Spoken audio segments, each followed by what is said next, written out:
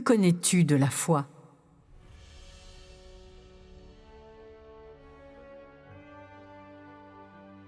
En l'homme n'existe que le mot incertain « foi », mais l'homme ne sait pas ce qu'est la foi, et encore moins pourquoi il a la foi. L'homme comprend trop peu et est lui-même trop déficient. Il a simplement la foi en moi, de manière irréfléchie et ignorante. Bien qu'il ne sache pas ce qu'est la foi, ni pourquoi il a foi en moi, il continue de croire de manière obsessionnelle. Ce que je demande à l'homme, ce n'est pas de simplement faire appel à moi de manière obsessionnelle ou de croire en moi d'une manière distraite.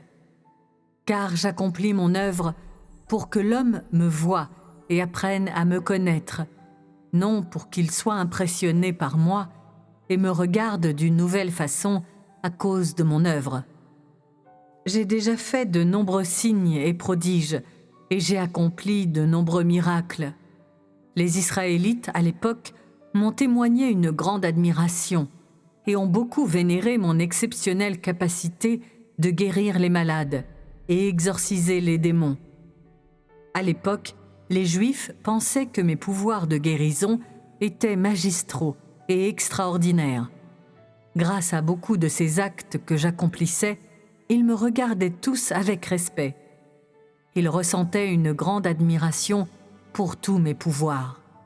Donc, tous ceux qui me voyaient faire des miracles me suivaient de près, de sorte que des milliers m'entouraient pour me voir guérir les malades.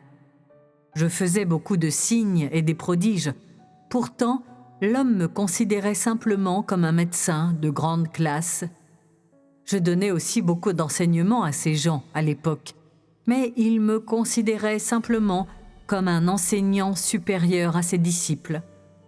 Même à ce jour, après que les hommes ont vu les documents historiques de mon œuvre, leur interprétation continue d'être que je suis un grand médecin qui guérit les malades et un enseignant pour l'ignorant.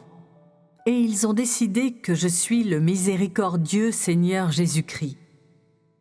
Ceux qui interprètent les Saintes Écritures ont peut-être dépassé mes compétences de guérison, ou sont peut-être même des disciples qui ont maintenant dépassé leur maître.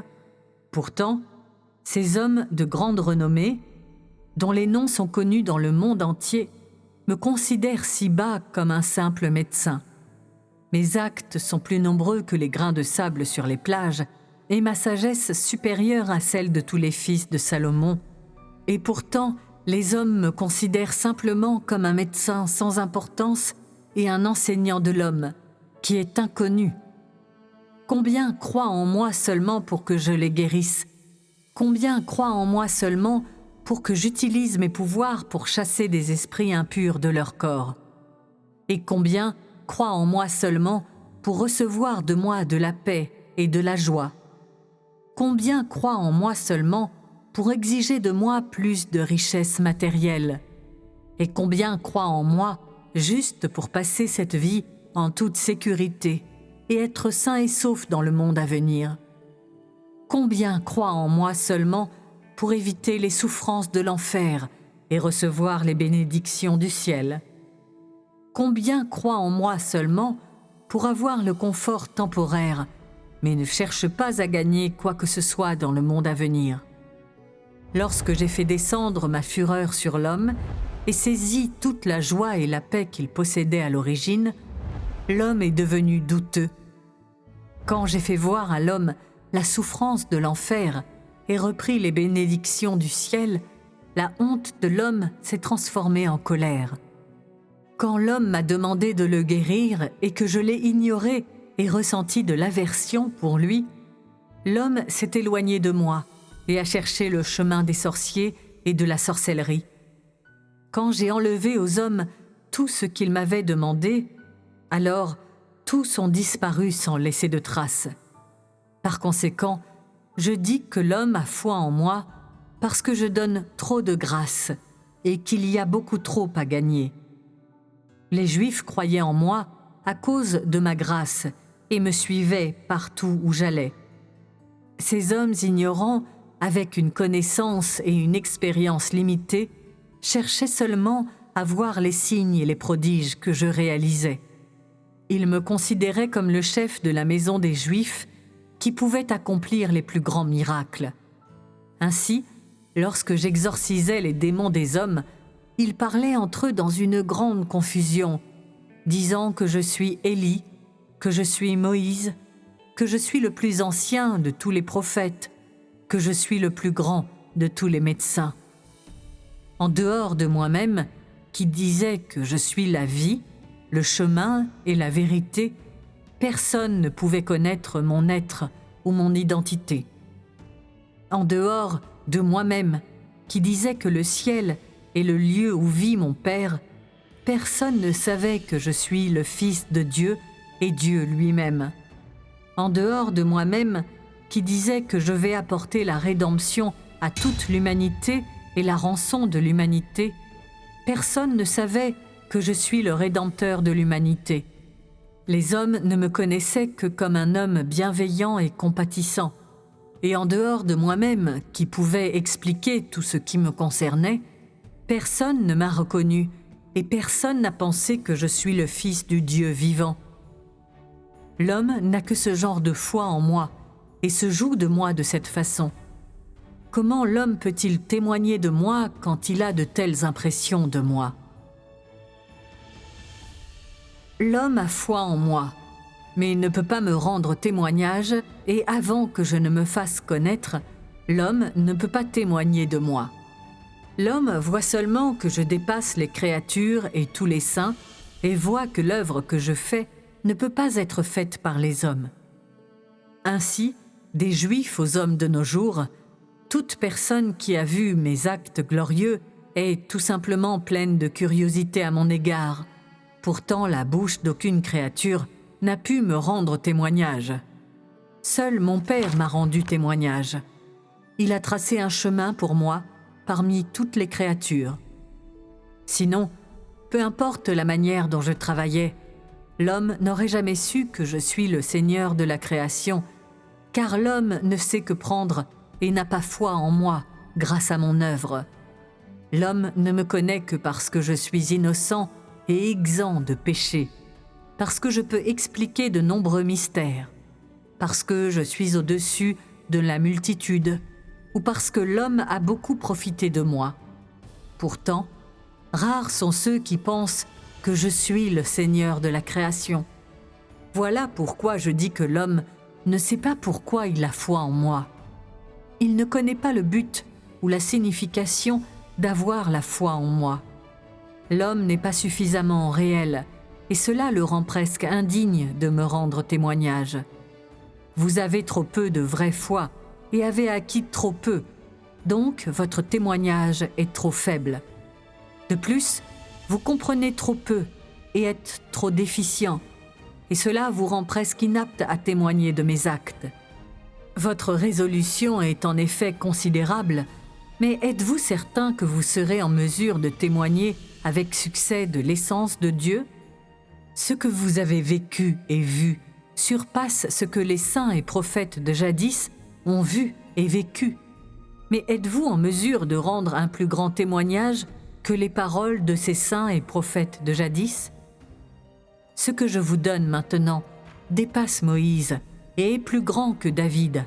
Alors je demande que votre témoignage surpasse celui de Moïse et que vos paroles soient supérieures à celles de David. Je vous donne au centuple, alors, de même, je vous demande de me rembourser de la même manière. Vous devez savoir que je suis celui qui donne la vie à l'humanité, et c'est vous qui recevez la vie de moi et devez me rendre témoignage. C'est votre devoir que je vous confie et que vous devriez faire pour moi. Je vous ai conféré toute ma gloire, et je vous ai conféré la vie que le peuple élu, les Israélites, n'a jamais reçue. En toute justice, vous devriez me rendre témoignage, me consacrer votre jeunesse et donner votre vie pour moi. Celui à qui je conférerai ma gloire devra me rendre témoignage et donner sa vie pour moi. Cela a été prédestiné depuis longtemps. C'est votre chance que je confère ma gloire sur vous, et votre devoir est de témoigner de ma gloire. Si vous croyez en moi seulement pour avoir de la chance, alors mon œuvre n'aurait pas eu beaucoup de signification, et vous n'accompliriez pas votre devoir. Les Israélites n'ont vu que ma miséricorde, mon amour et ma grandeur, et les Juifs, ma patience et ma rédemption. Ils n'ont vu que très peu de l'œuvre de mon esprit. Leur niveau de compréhension était peut-être simplement un 10 000e de ce que vous avez vu et entendu. Ce que vous avez vu dépasse même ce qu'ont vu les principaux sacrificateurs parmi eux. Aujourd'hui, la vérité que vous avez comprise surpasse la leur. Ce que vous avez vu ce jour dépasse ce qui était vu à l'ère de la loi, ainsi qu'à l'ère de la grâce, et ce que vous avez vécu dépasse même ce que Moïse et Élie ont vécu. Car ce que les Israélites ont compris n'était que la loi de l'Éternel, et ce qu'ils ont vu n'était que le dos de l'Éternel. Ce que les Juifs ont compris n'était que la rédemption de Jésus. Ce qu'ils ont reçu n'était que la grâce accordée par Jésus. Et ce qu'ils ont vu n'était que l'image de Jésus dans la maison des Juifs. Ce que vous voyez aujourd'hui, c'est la gloire de l'Éternel, la rédemption de Jésus et tous mes actes de ce jour. Vous avez également entendu les paroles de mon esprit, apprécié ma sagesse, appris à connaître ma splendeur et connu mon tempérament. J'ai également partagé tout mon plan de gestion avec vous. Ce que vous avez vu n'est pas seulement un Dieu aimant et miséricordieux, mais un Dieu qui est rempli de justice. Vous avez vu ma merveilleuse œuvre et su que je suis rempli d'une colère féroce et de majesté. En outre, vous avez su que j'ai déjà déversé ma fureur déchaînée sur la maison d'Israël, et aujourd'hui, c'est votre tour. Vous avez compris davantage de mes mystères dans le ciel qu'Ésaïe et Jean. Vous en savez plus sur ma beauté et ma respectabilité que tous les saints des générations précédentes. Ce que vous avez reçu n'est pas seulement ma vérité, mon chemin, ma vie, mais la vision et la révélation supérieure à celle de Jean. Vous avez compris beaucoup plus de mystères et avez également vu mon vrai visage. Vous avez accepté plus de mon jugement et connu plus de mon tempérament juste. Donc, bien que vous soyez nés dans les derniers jours, votre compréhension est celle de l'ancien et du passé. Vous avez aussi connu ce qui est de ce jour, et cela a été accompli par ma main. Ce que je vous demande n'est pas déraisonnable, car je vous ai donné beaucoup trop et vous avez beaucoup vu venant de moi. Par conséquent, je vous demande de me rendre témoignage comme les saints de jadis l'ont fait, et c'est le seul désir de mon cœur. Mon Père m'a rendu témoignage, mais je cherche à recevoir une plus grande gloire et des paroles de témoignage de la bouche des créatures. Ainsi, je vous donne mon tout pour que vous remplissiez votre devoir et pour achever mon œuvre parmi les hommes. Vous devriez comprendre pourquoi vous avez foi en moi. Si vous me suivez seulement pour être mon apprenti ou mon patient, ou pour devenir l'un de mes saints dans le ciel, alors vos efforts seront vains. Me suivre d'une telle manière est tout simplement un gaspillage d'efforts. Avoir une telle foi en moi, c'est simplement laisser filer vos jours et gaspiller votre jeunesse. Et à la fin, vous ne recevrez rien. N'est-ce pas un travail en vain? J'ai depuis longtemps quitté les Juifs et je ne suis plus un médecin de l'homme ou le médicament pour l'homme. Je ne suis plus une bête de somme que l'homme peut conduire ou abattre à volonté. Au contraire, je suis venu parmi les hommes pour juger et châtier l'homme et pour qu'il me connaisse. Tu dois savoir que j'ai déjà fait l'œuvre de la rédemption. Je fus Jésus une fois, mais je ne pouvais pas rester Jésus pour toujours, de même que je fus l'Éternel une fois, mais plus tard, je suis devenu Jésus. Je suis le Dieu de l'humanité, le Seigneur de la création. Mais je ne peux pas toujours rester Jésus ou toujours rester l'Éternel. J'ai été ce que l'homme considérait comme un médecin. Mais l'on ne peut pas dire que Dieu est simplement un médecin pour l'humanité. Donc, si tu conserves des perspectives anciennes dans ta foi en moi, alors tu n'atteindras rien. Peu importe la façon dont tu me loues en ce jour, comme Dieu aime l'homme, il me guérit et me donne des bénédictions, la paix et la joie, que Dieu est bon pour l'homme. Si nous avons seulement foi en lui, alors nous n'avons pas à nous inquiéter de l'argent et de la richesse. Je ne peux toujours pas interrompre mon œuvre originale. Si tu crois en moi aujourd'hui, tu ne recevras que ma gloire et seras digne de me rendre témoignage, et tout le reste sera secondaire. Cela doit être clair pour toi. Maintenant, sais-tu vraiment pourquoi tu crois en moi? Connais-tu vraiment le but et la signification de mon œuvre? Connais-tu vraiment ton devoir? Connais-tu vraiment mon témoignage? Si tu crois simplement en moi, mais que ni ma gloire ni mon témoignage ne sont visibles en toi, alors je t'ai rejeté depuis longtemps. Quant à ceux qui connaissent tout, ils sont encore plus d'épines dans mon œil et simplement des pierres d'achoppement dans ma maison. Ils sont l'ivraie qui doit être complètement vannée de mon œuvre, sans la moindre fonction et sans aucun poids. Je les déteste depuis longtemps. Quant à ceux qui n'ont pas de témoignage, ma colère est perpétuellement sur eux et ma verge ne s'éloigne jamais d'eux. Je les ai remis aux mains du malin depuis longtemps et ils n'ont aucune de mes bénédictions. Ce jour-là, leur punition sera beaucoup plus pénible que celle des folles. Maintenant, je ne fais que l'œuvre qu'il est mon devoir d'accomplir. Je vais lier tout le blé en gerbe, ensemble avec cet ivraie. C'est mon œuvre maintenant. Cet ivraie sera vanné du bon grain au moment de mon vannage. Ensuite, les grains de blé seront rassemblés dans l'entrepôt et cet ivraie qui a été vanné sera jeté au feu pour être brûlé en cendres. Mon œuvre est maintenant simplement de lier tous les hommes en gerbe, c'est-à-dire de les conquérir complètement. Ensuite, je commencerai à vanner pour révéler la fin de tous les hommes.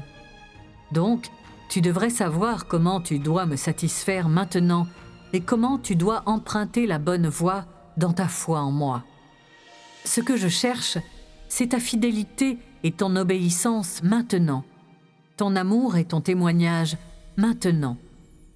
Même si tu ne sais pas en ce moment ce que le témoignage est ou ce qu'est l'amour, tu dois me donner tout ton être et me remettre les seuls trésors que tu as, ta fidélité et ton obéissance. Tu dois savoir que la preuve de ma victoire sur Satan se trouve dans la loyauté et l'obéissance de l'homme, tout comme la preuve de ma conquête complète de l'homme. Le devoir de ta foi en moi est de témoigner pour moi, de m'être fidèle et à personne d'autre, et d'être obéissant jusqu'à la fin. Avant que je commence la prochaine étape de mon œuvre, comment me rendras-tu témoignage? Comment seras-tu fidèle et obéissant envers moi? Consacreras-tu toute ta fidélité à ta fonction ou vas-tu simplement abandonner? Souhaiterais-tu plutôt te soumettre à toutes mes décisions, que ce soit la mort ou la destruction, ou fuir à mi-chemin pour éviter mon châtiment? Je te châtie afin que tu me rendes témoignage et que tu me sois fidèle et obéissant.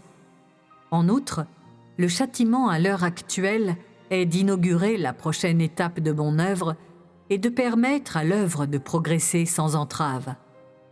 Par conséquent, je t'exhorte à être sage et à ne pas traiter ta vie ou la signification de ton existence comme du sable sans valeur. Peux-tu savoir exactement ce que sera ma prochaine œuvre? Sais-tu comment je travaillerai dans les jours à venir et comment mon œuvre se déroulera? Tu dois connaître la signification de l'expérience que tu as de mon œuvre et, en outre, la signification de ta foi en moi. J'ai tant fait.